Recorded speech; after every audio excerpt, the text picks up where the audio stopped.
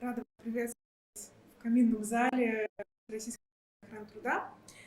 Этот зал немного особенный, отличается от остальных секций деловой, поскольку здесь мы приглашаем спикеров, как гостей мероприятия для того, чтобы поговорить на более личные темы, чтобы увидеть, какие люди реализуют с разных сторон положение охраны труда, ответственность за безопасность, жизнь, здоровье наших граждан.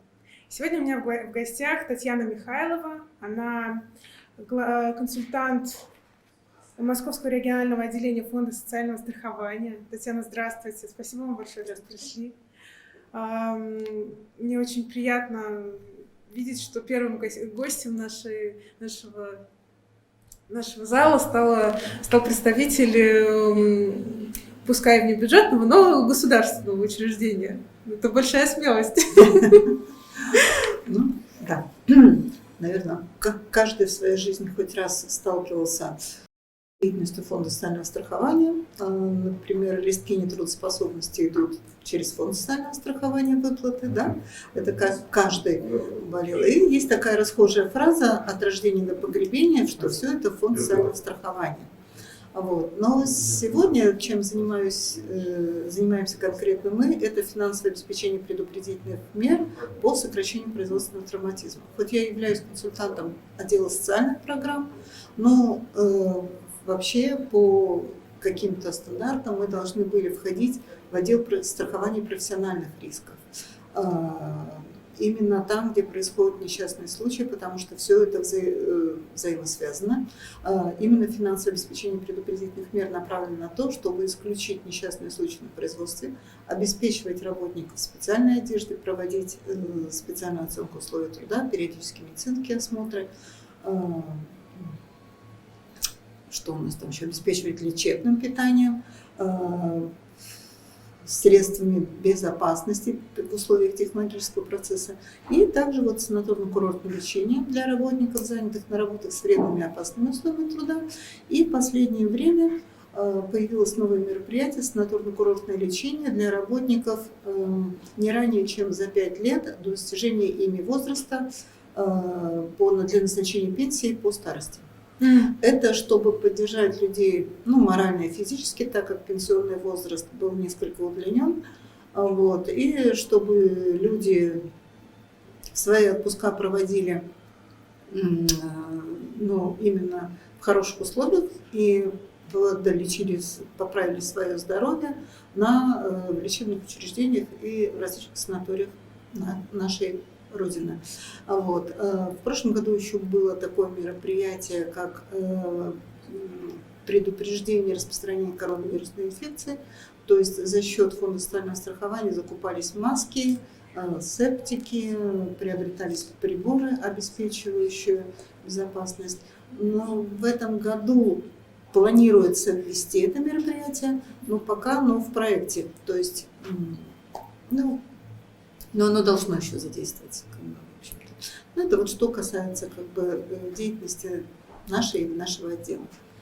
Очень интересно. А вот скажите, пожалуйста, вот этот вот проект, связанный с санаторно-курортным лечением лиц 5 лет до достижения пенсионного возраста, он носит какой-то временный характер, или же он пока что на неопределенный срок утвержден и реализуется? Нет, это как постоянно действующее мероприятие, да.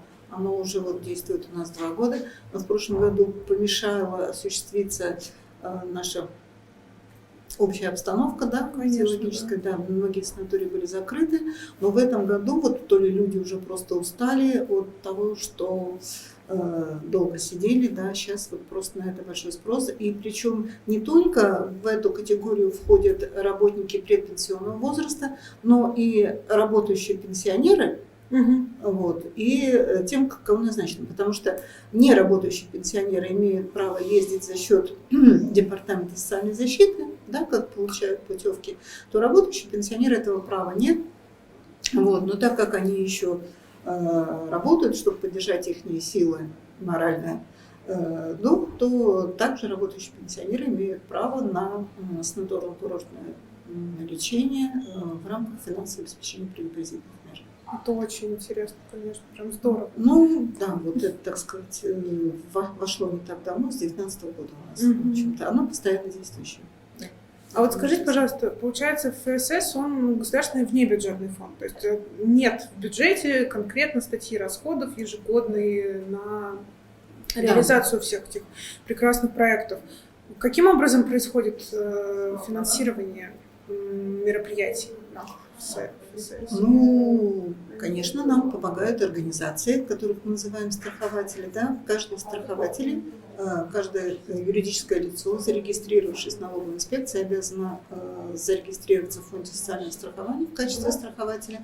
Ему устанавливается страховой тариф, то есть определенный, да, от 0,2 и выше, в зависимости от рода его деятельности. Но предприятие может вести несколько видов деятельности, да, но существует основной ОКВЭД, который дает ему наибольшую прибыль. И в зависимости от этого, допустим, ОКВЭД определяется, но в основном там и существует определенный класс рисков. Страхователь нам оплачивает взнос, как общий бюджет, да, и потом эти деньги распределяются. То есть мы не бюджетная организация, но поэтому за счет страхователя. То есть они могут заплатить и вернуть свои деньги. Это здорово, что и все равно вы, по сути, контролируете первостепенную важность статей расходов именно вот этих вот денежных средств. То есть что сейчас важно, кому сейчас помочь в первую очередь на эти средства. Ну, безусловно, допустим, возмещение вреда здоровью, да, вот несчастный случай, там идет оплата 100% больничного с первого дня, только за счет фонда. Также проходит, если наступает утрата трудоспособности, работник получает, застрахованный, да, получает ежемесячные единовременную выплату, ежемесячные страховые выплаты, в зависимости от того, той суммы или от того процента, который ему утвердило Бюро медико-социальной экспертизы. Также он проходит реабилитацию на восстановление, переобучение.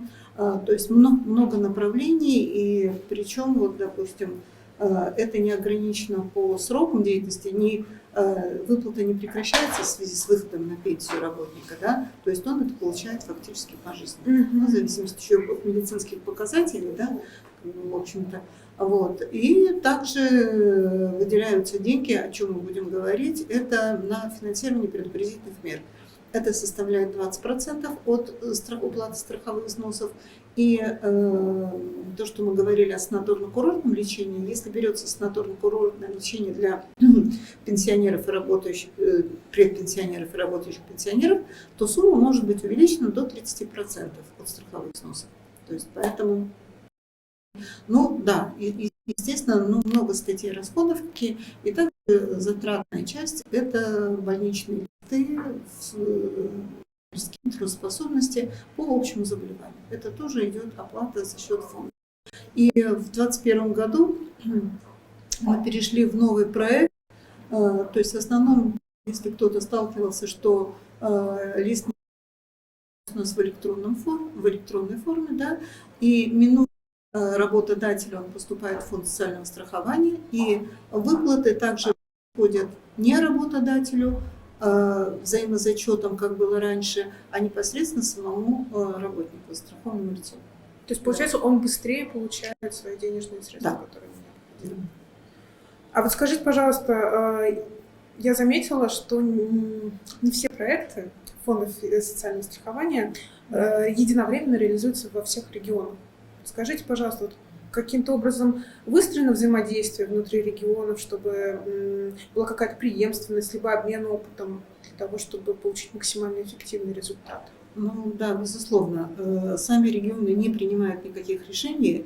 Существует, если идут какие-то новые проекты, это называются пилотные проекты, да, освоение новых каких-то технологических приемов, да, тех же прямых выплат, которые были изначально опробованы на нескольких областях, не мелких, потому что чем меньше область, там проще это реализовать проект, да.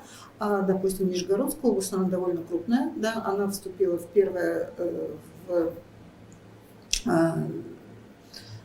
этот проект по прямым выплатам. И мы непосредственно, чтобы как-то освоить методом проб и ошибок, ездили и в командировки, и у нас существуют общие чаты, обмен информацией определенной, проводятся семинары на базе учебного центра. Ежегодно у нас проводится обучение по всем категориям работников. Да, естественно, существует взаимодействие, но правовая база у всех, в общем-то, фактически одна. Ну, кто-то, да, кто-то первый осваивает опыт. Проводить эксперименты на Москве, это, конечно, сложно, в общем-то, потому что это большой такой мегаполис, поэтому очень много страхователей, да, организаций вот, разных уровней, и осваивать на Москве, конечно, сложно. Конечно. Поэтому пилотные проекты проходят в рамках именно других регионов. Но у нас сейчас вот есть еще новый проект на базе нескольких, по нескольким регионам, в том числе Москва. Там проходит санаторно-курортное лечение, работники Аэрофлота и железной дороги, то есть, которые имеют профессиональные заболевания или которым по медицинским показаниям рекомендовано санаторно-курортное лечение. Вот. Они проходят это на базе реабилитационных центров Фонда социального страхования. Фонд социального страхования имеет свои реабилитационные центры, да, по восстановлению с хорошей лечебной базой. Вот. И насколько это проект вот абсолютно новый, он с декабря или даже с марта, не могу точно сказать, с марта он вступил в силу, да, и вот сейчас он действует в этом году, опробуется на нескольких предприятиях, тоже это пилотный проект новый. Москва участвует, как первая. И каково это быть в авангарде таких проектов? Ну, не просто, наверное, да, в любом случае это все новое, всегда как плюсы, так и минусы, есть определенные сложности, как сделать, как выделить, какой результат. Ну, главное, мы работаем на результат, чтобы, допустим, те летчики или машинисты, железнодорожники восстановили свое здоровье, и это было результативно. Это цель этого проекта. Да. Поэтому так что вот такое у нас направление. В целом, деятельность Фонда социального страхования связана именно с работой с социально уязвимыми категориями сотрудников. Женщины в декрете, лица пострадавшие на рабочих местах. Скажите, пожалуйста, вот вам лично, что помогает сохранить какую-то, не очерстветь, не перейти на язык только цифр и галочек, что столько, 100 человек прошли? Нет, наверное, это, конечно,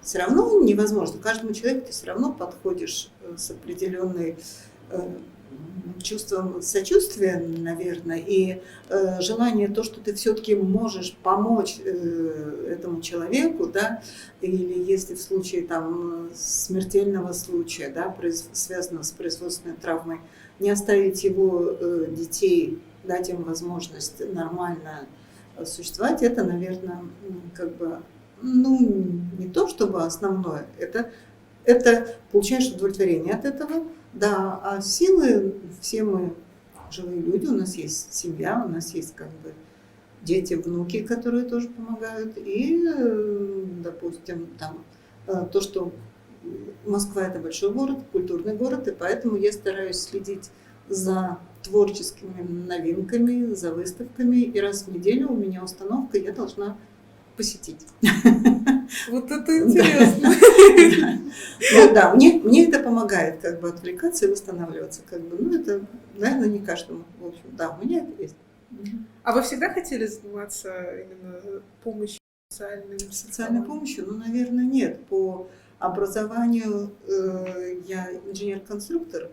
Вот, и то, что я работала на производстве, это большая, так сказать, школа, становление, наверное, это очень большой плюс. Вот. Но так же, как и фонд социального страхования был создан в начале 90-х годов, когда в период перестройки многие предприятия стали разваливаться, да, и те пострадавшие, когда предприятия закрывались, те пострадавшие, которые получали выплаты от предприятия, фонд был создан именно для того, чтобы поддержать тех работников, которые уже получали какие-то выплаты, да, чтобы их не бросать, был создан фонд. Вот. Ну, из каких-то, волей каких-то обстоятельств тоже я вступила в фонд социального страхования, скажем так, на работу, и, в общем-то, не пожалела. Это действительно интересная работа. Она, как вы говорите, не цифры и галочки. Да, это не бухгалтерия, это работа с живыми людьми, со страхователями, с организациями. Если действительно можешь помочь, подсказать и получить какое-то удовлетворение, наверное, в этом тоже есть определенный баланс и восстановление определенных сил. Здорово. И, наверное, вам все-таки ваш опыт работы именно на производстве, да, дает какую-то фору. Вы понимаете, где нужно посмотреть более внимательно. Ну, да. То, что, так сказать, инженерное образование, оно как-то тебя, наверное, структурирует. Ну, да, и ты понимаешь те организации, которые восстанавливаются, которые хотят что-то делать, которые хотят защитить своих работников, да, которые используют средства фонда. Мы не препятствуем это, а наоборот агитируем. Но вот финансовое обеспечение, оно носит заявительный характер. Да? Вот не просто каждая из организаций, независимо от формы собственности, имеет право на возмещение расходов, которые они потратили на предупредительные меры по сокращению производственного травматизма. Но не все обращаются к нам, к сожалению. Вот. Ну, потому что все-таки мы государственное учреждение, вот, и у нас существует определенная система учета, может быть, в чем-то бюрократическая, но если когда человек, охрана труда, прошли первый раз этот путь, да, обратившись за возмещением, то потом они обращаются регулярно. Ну, то есть главное найти своего, который тебя поможет, направит, как нужно сделать, как лучше сделать. Прийти, в общем-то, есть какие-то даже личностные взаимоотношения, когда могут обратиться, узнать какую-то информацию, получить. Поэтому в помощи мы никому не нужны. Поэтому мы всегда приглашаем, обращайтесь за возмещение расходов именно вот в части сокращения травматизма. Да. Татьяна, спасибо вам большое. У меня последний вопрос.